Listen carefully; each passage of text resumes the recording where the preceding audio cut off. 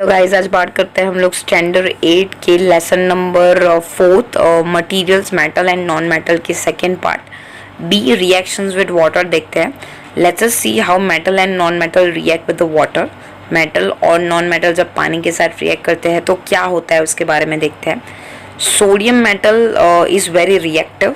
Actually जो sodium metal है एक टाइप का, वो पानी के साथ बहुत अच्छी तरीके से रिएक्ट होता है। React vigorously with oxygen and water और lots of heat is generate in then reactions और बहुत ज़्यादा हीट जनरेट होती है और वो एक्चुअली कैरोसिन के अंदर स्टोर किया जाता है सोडियम को।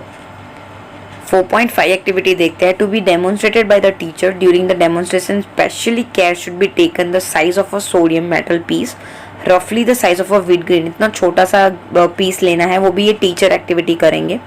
Take a 250 ml beaker of the glass tumbler, fill a half with water और फिर आपको केयरफुली एक छोटा सा सोडियम मेटल का एक टुकड़ा रखना है, उसके अंदर डाल देना है। Dry it using the filter paper and wrap it in an small piece of a cotton. आपको उसको ड्राई कर लेना है और फिर आपको छोटे से कॉटन पीस के अंदर उसको रैप कर देना है। Put the sodium piece wrapped in an cotton into the beaker. फिर आपको उसको पानी के ग्लास के अंदर डालना है और फिर आपको ऑब्जर्व करना है वो carefully. During the observation keep away from the beaker. आपको बीकर से थोड़ा दूर रहना है। When reaction stop touch the beaker, जब रिएक्शंस आपको यहाँ पे एक्टिविटी में नीचे पिक्चर्स में दिख रहा होगा कि ऐसा पूरा रिएक्शंस हो जाएगा, जब वो ठंडा हो जाएगा ना थोड़ा बहुत ऐसे, तो आपको उसका आउटर सरफेस टच करके देखना है तो वो हॉट फील होगा। Test the solutions with the red and then blue litmus paper. तो आपको उसकी एसिडिटी और बेसिक का पता पड़ेगा कि वो एसिड होगा या बेस होगा। यहाँ पे मैं बता दूँ कि जो मेटल होता है वो पानी के साथ रिएक्ट करके वो एसिड बनाते हैं। You will observe that sodium react vigorously with the water. Some other metal do not do so. यहाँ पे सोडियम सिर्फ पानी के साथ ऐसे विगरसली रिएक्ट करता है, सारे ऑब्जेक्ट नहीं करते। फॉर एग्जांपल आयन पानी के साथ स्लोली रिएक्ट करता है, भले वो मेटल है। जनरली नॉन मेटल्स पानी के साथ रिएक्ट नहीं करते इतना ज़्यादा और एयर के साथ भी थोड़ा बहुत रिएक्ट करते हैं। Such non metals are store in water और नॉन मेटल को पानी के अंदर स्टोर किया जाता है। फॉर एग्जांपल फॉस्फोरस है, it's a very reactive non metal, exceptional है। ये हवा के साथ एक्सपोज होते ही आग पकड़ लेता है। सो इसीलिए फॉस्फोरस को एटमॉस्फेरिक ऑक्सीजन के कंट्रोल में ना आए, वो कांटेक्ट में ना आए, इसके लिए उसको पानी में स्टोर किया जाता है। नेक्स्ट बात करते हैं reaction with the acid. Let's see how the metal and non metal behave like with the acids. 4.6 देखते हैं। वार्निंग है, keep the mouth of the test tube away from your face. आपको माउथ दूर रखना है टेस्ट ट्यूब से। And use a test tube holder to hold test tubes. और आपको टेस्ट ट्यूब होल्डर पकड़ना है टेस्ट ट्यूब को पकड़ने के लिए।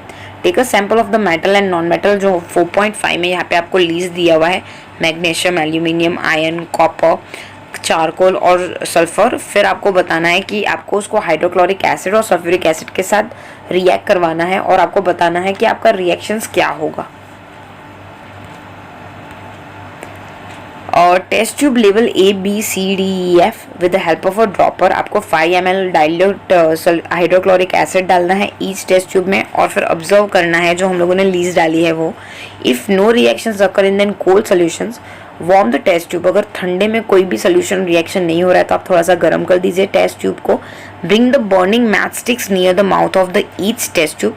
और फिर आपको एक मैच स्टिक लानी है, बर्निंग मैच स्टिक्स, और टेस्ट ट्यूब के ऊपर रख देनी है। और ये सारी एक्टिविटी आपको डाइल्यूट सल्फ्यूरिक एसिड के साथ रिपीट करनी है। और 4.5 में आपको आपके रिएक्शंस लिखना है। Is there a difference in then way metal and non metal react with? Yes. What could the pop sound in some cases due to when then burning matchstick is brought near the mouth of the testing tube? जब metal के साथ hydrochloric acid या sulphuric acid react करेगा तब हम लोग जब matchstick को लेके आएंगे तो पॉपअप जैसा साउंड होगा, just because of hydrogen release हो जाने की वजह से वो जो मैचस्टिक होगी वो बर्न हो जाएगी और पॉपअप जब पटाखे जलते हैं वैसी आवाज़ आनी शुरू हो जाएगी। You must have found that non-metal generally do not react with acid, but metal react with the acid and produce hydrogen gas that burn with the pop-up sound. Non-metal होते हैं वो जनरली एसिड के साथ react नहीं करते हैं और जो मेटल होते हैं वो एसिड के साथ रिएक्ट होने के बाद हाइड्रोजन गैस रिलीज करते हैं, उसकी वजह से पॉपअप जैसी साउंड आती है। You must have noticed that copper does not react with the dilute hydrochloric acid even on heating, but it react with the sulfuric acid.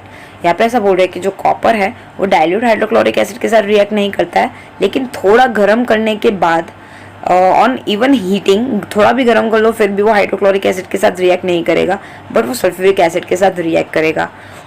Next देखते हैं रिएक्शन विद द बेसिस, 4.7 देखेंगे। ये भी आपको teacher की मदद से ही इलस्ट्रेशंस करना है, टीचर के पास ही करवाना है।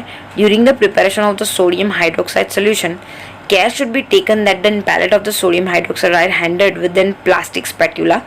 आपको वो प्लेट है वो प्लास्टिक की स्पैट्यूला मतलब वो चम्मच से आपको हैंडल आउट करनी है। देखते हैं, prepare a fresh sodium of a sodium hydroxide in the test tube by dissolving 3 to 4 pallet, 3 to 4 चम्मच यहाँ पे लिखी हुई है छोटी सी पैलेट 5 ml ऑफ वाटर में। Drop a piece of aluminium foil into it, और आपको एल्यूमिनियम की फॉइल उसके अंदर डालनी है।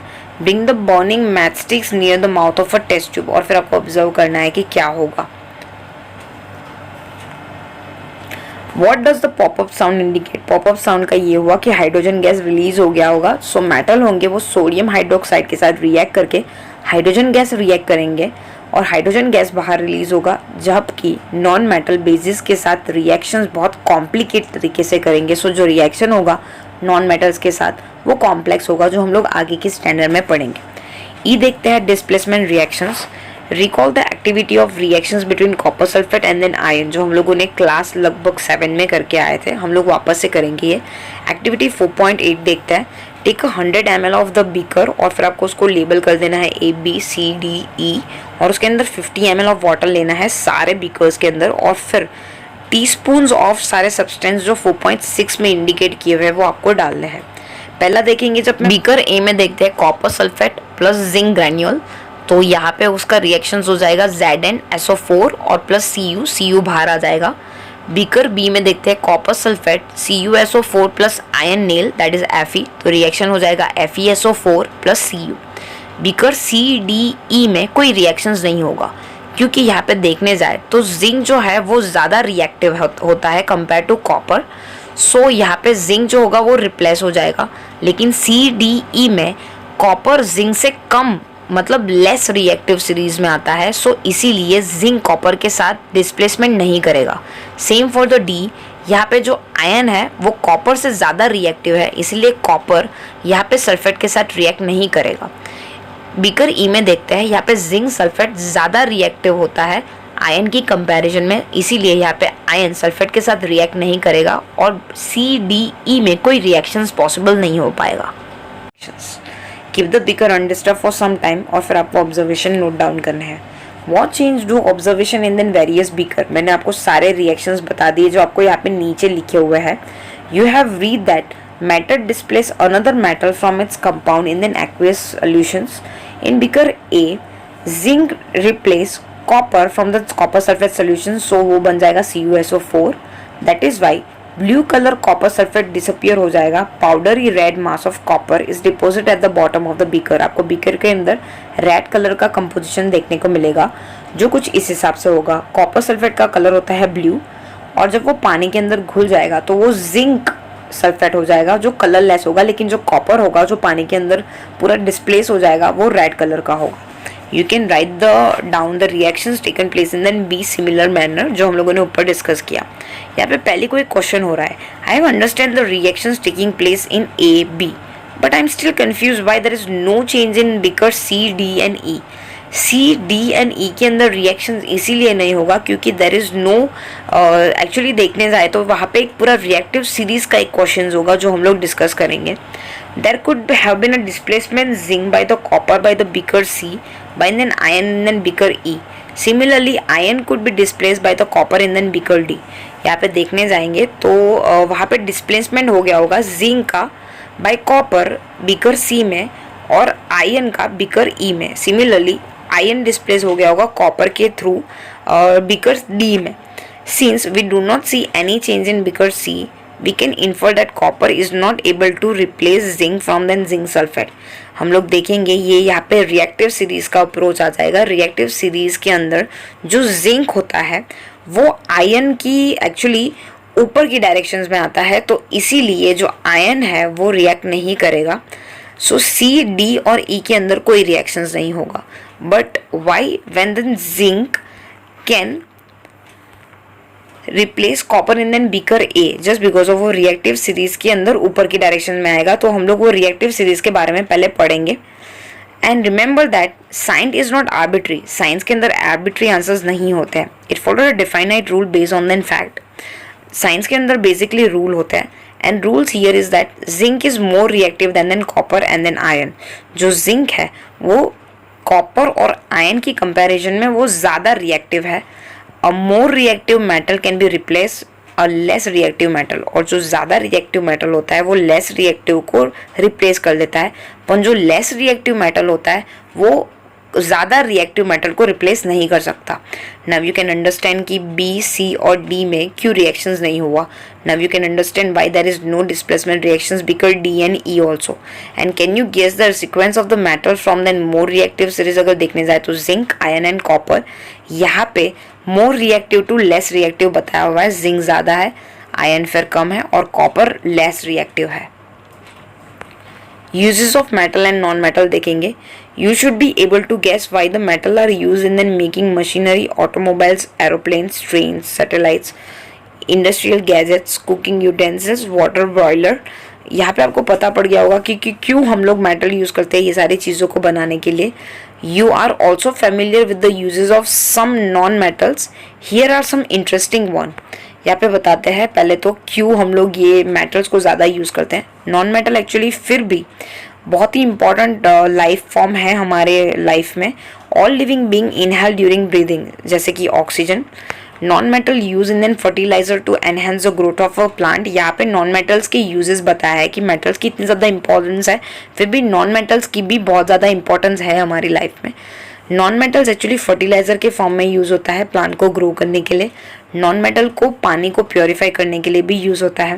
Non metal purple colour solutions में यूज़ होता है एंटीसेप्टिक्स के लिए। नॉन मेटल्स फायर क्रैकर में भी यूज़ होता है। You may add some more uses of metal and non metals from your experience.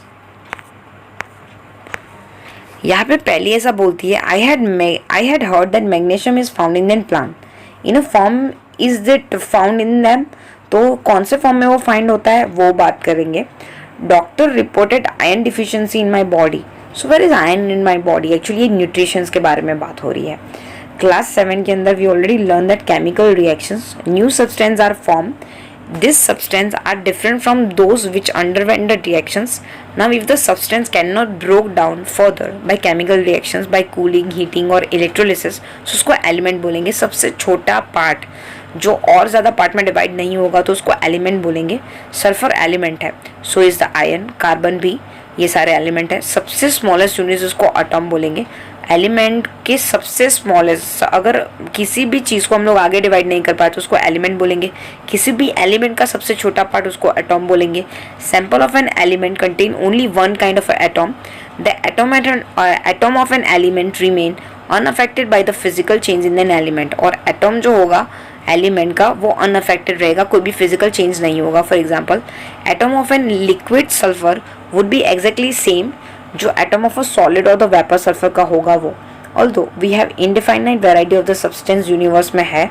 अगर देखने जाए तो हमारे पास 92 नेचुरली अवेलेबल एलिमेंट है, उससे ज़्यादा नहीं है।